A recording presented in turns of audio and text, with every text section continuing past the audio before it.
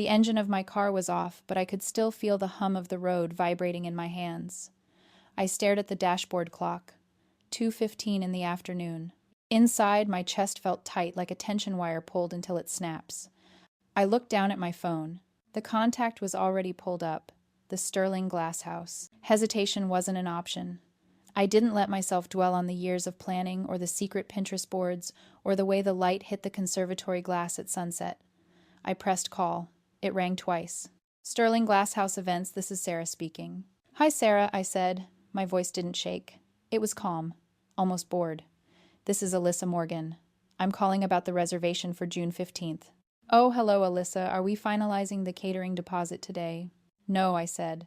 I'm calling to cancel the booking, entirely. There was a pause on the other end. A long, heavy silence. Alyssa, are you sure? We're 90 days out. Per the contract, your $50,000 deposit is non-refundable. If you release the date now, you lose everything. $50,000. That was my savings. That was 3 years of overtime, missed vacations and bag lunches. It was a down payment on a house. It was freedom. I understand, I said. Please process the cancellation immediately. I want the date released back to the waitlist by the end of business today. Okay, Sarah said, sounding stunned. I'll send the termination paperwork to your email. Once you sign, the date is gone, Alyssa. We have a waitlist 3 years long. It will be snapped up in minutes. That's fine, I said. Send it. I hung up. I sat in the silence of my car and waited for the panic to set in. I braced myself for the tears. But the biological response never came. Instead, I felt something cold and sharp settle in my stomach. It wasn't regret. It was the feeling of a match being struck. I opened my email, refreshed the inbox, and saw the document. Contract termination.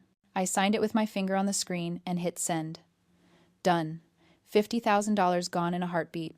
But it wasn't a loss. It was the price of admission to a war I was finally ready to fight. Drop a comment and let me know, have you ever had to walk away from something expensive just to save your peace? I want to hear your story. My name is Alyssa Morgan, and I am 29 years old. If you looked at my family from the outside, you would see a perfectly balanced portrait. There's my mother, Christina, the director, always ensuring the lighting is perfect. There's my younger sister, Destiny, the star always center stage with a bouquet in her hands. And then there's me. I'm the stage manager. I'm the one in the black t-shirt moving the props in the dark so the show can go on. I'm a landscape architect by trade. My job is literally to build foundations that other people admire but never think about. I design the drainage systems that keep the gardens from flooding. I select the soil compositions that keep the roses alive. It's quiet work. It's necessary work. And it's exactly the role I play at home. When Destiny needed a tutor to pass algebra, I was the one staying up until midnight making flashcards. When Mom needed someone to coordinate the caterers for her anniversary party, I was the one with the clipboard. I was the fixer, the reliable one, the invisible asset. And for a long time I was okay with that. I thought being useful was the same thing as being loved. But 2 years ago, I did something completely out of character. I did something selfish.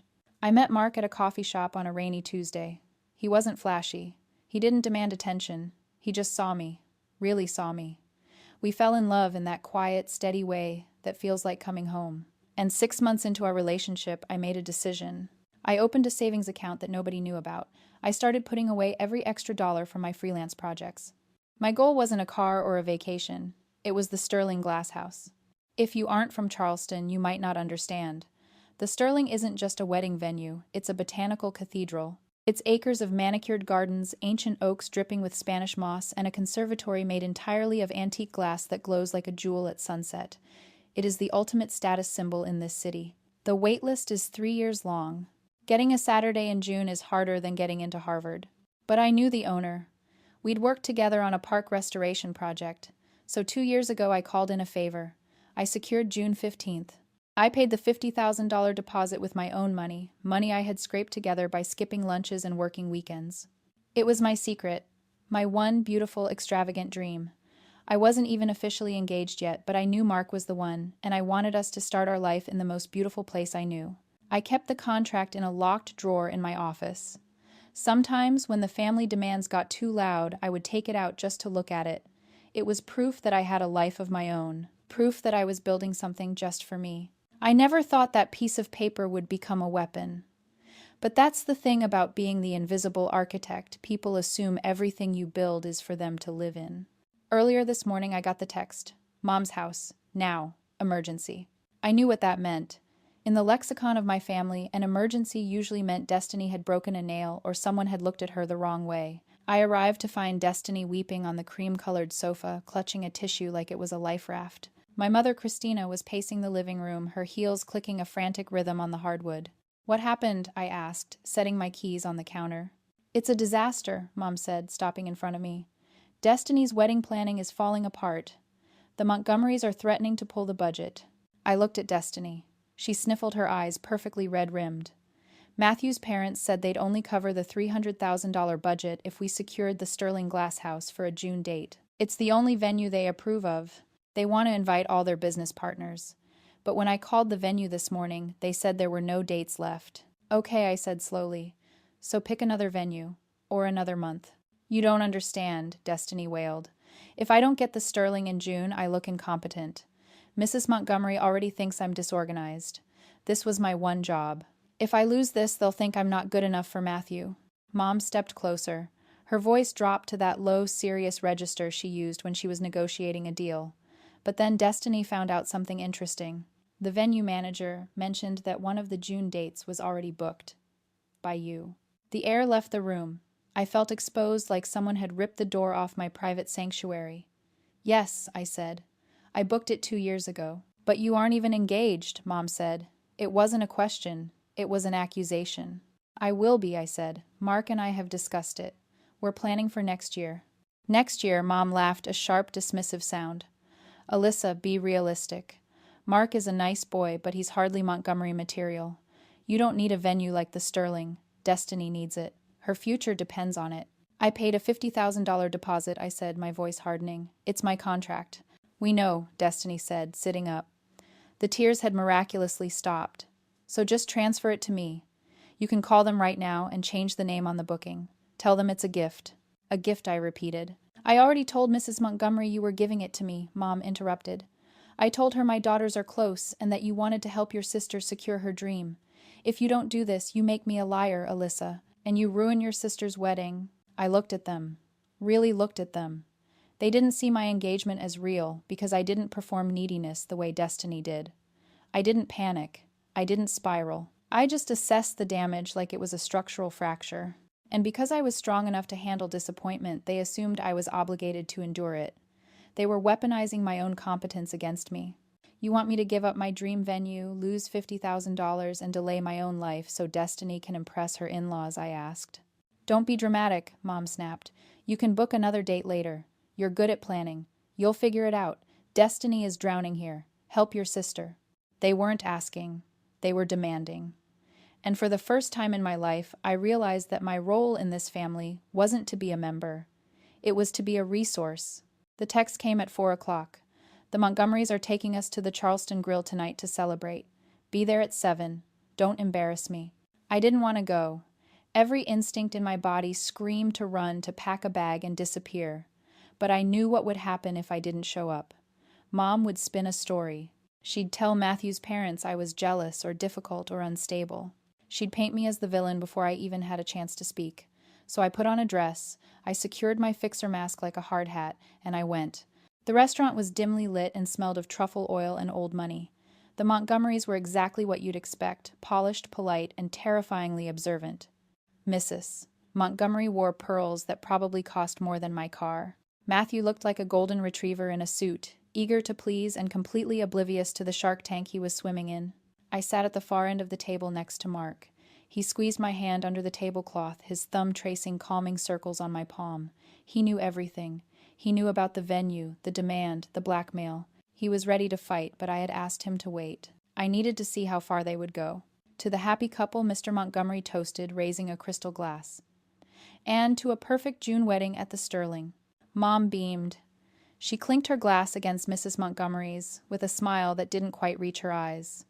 "It's going to be magical," Mom said. "Destiny has such wonderful taste. We are so lucky that everything worked out with the venue." She looked directly at me as she said it. Her eyes were hard, a silent warning. "Smile," they said. "Agree." I felt a cold knot form in my stomach. They were doing it. They were publicly claiming my asset as their own, banking on my silence to seal the deal. If I spoke up now, if I said, "Actually, that's my reservation," I would humiliate everyone at the table. I would be the one causing a scene. I would prove Mom right about me being difficult. So I stayed silent. I took a sip of water and let the moment pass. But the conversation didn't stop there. "It must have been so stressful securing a date," Mrs. Montgomery said to Destiny. "I hear the wait list is years long." Destiny laughed, a light tinkling sound that grated on my nerves. "Oh, it wasn't stressful at all. I actually booked it 2 years ago. I just had a feeling Matthew was the one, so I put my name down early. I guess I'm just super organized like that." The table cooed with admiration. "That is so impressive," Mrs. Montgomery gushed. "It's rare to find a young woman with such foresight. You are going to be a wonderful asset to Matthew." The room seemed to tilt. I looked at Destiny, really looked at her. She wasn't just taking the venue. She was taking the credit. She was stealing my competence, the very thing she usually mocked me for, and wearing it like a costume to impress her new in-laws. She was building a marriage on a foundation of fraud, and she was using my hard work as the bricks. I realized then that handing over the venue wouldn't be a gift. It would be a lie. If I signed that transfer, I wouldn't just be a sister helping out. I would be an accomplice. I would be trapping Matthew in a life with a woman who lied about who she was before the ring was even sized. I couldn't do it. I couldn't be part of the con. But I also couldn't say no. If I just refused, Mom would harass me until I broke. She would guilt me, scream at me, maybe even try to forge my signature. There was only one way out. I had to remove the option entirely. I excused myself from the table before dessert was served. "Just need to powder my nose," I said, offering a tight smile to Mrs. Montgomery. I walked to the restroom, locked the door, and leaned against the sink. The reflection in the mirror stared back at me, pale, composed, furious. I could hear the murmur of the restaurant outside, the clinking of silverware, the laughter of people who weren't being blackmailed by their own mothers. My mind raced through the options. If I went back out there and told the truth, Mom would make a scene. She'd cry. She'd say I was jealous. She'd ruin the night, and I would be the villain. If I signed the transfer, I lost everything. My money, my dream, my self-respect. And then there was Destiny, the organized bride, the woman who had built an entire persona on my labor. She needed this venue not because she loved it, but because she needed to prove she was worthy of the Montgomery name. Her self-worth was a house of cards, and she was using my $50,000 as the glue. I realized then that she didn't just want the venue. She needed the lie. If the contract disappeared, the lie would collapse. And if the lie collapsed, Matthew would see the real Destiny. Not the organized, perfect planner, but the chaotic, entitled girl who needed her big sister to fix everything. I wasn't protecting her by giving in. I was enabling a fraud. I took a deep breath. I smoothed my dress, and then I walked out of the restroom. But I didn't go back to the table.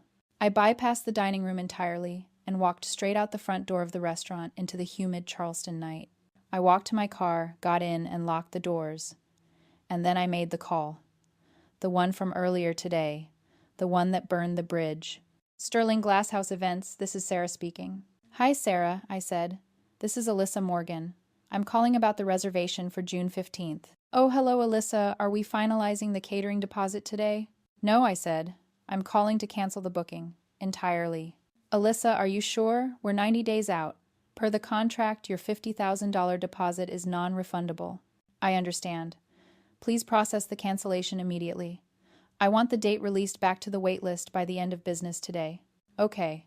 I'll send the termination paperwork to your email. Once you sign, the date is gone, Alyssa. It will be snapped up in minutes." "That's fine. Send it." I signed the document on my phone screen in the parking lot of the Charleston Grill. I watched the progress bar load.